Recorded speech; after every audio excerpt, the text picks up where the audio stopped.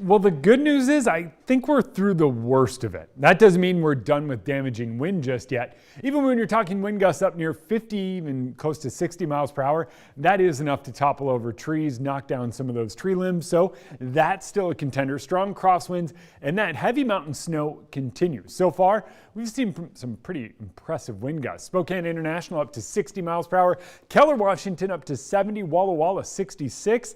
And 55 in Lewiston and Coeur d'Alene already today. Now, we are basically through kind of the worst of the wind. It's still going to stay strong enough to cause damage for a little while longer, and then that will ease overnight. And similar story with that mountain snow.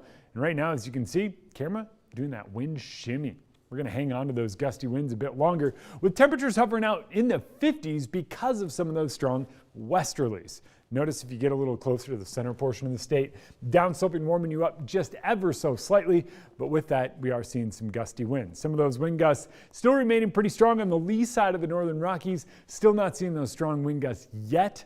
Those are on their way toward you. That's why we have those high wind warnings in effect until 11 p.m. It's much of the central portion of the state through into Montana, so expect those gusts to remain strong into this evening. But once again, I still think we have already seen the worst of it. The wind does start to die down. Those gusts up near 60 will fall to near 50, then down to 40 overnight, but then stay rather gusty tomorrow. Wind gusts up to 35 miles per hour might loosen up some of those branches that are starting to weaken today, so just kind of keep an eye on that. By Wednesday, we're back to calm winds across the region as our weather pattern shifts to one that favors much warmer, much nicer weather as we get into the second half of the week. It's a big shift that brings about some good news for a lot of us, especially with this windstorm, because the storm moving through right now is bringing with it some of that strong wind and heavy mountain snow.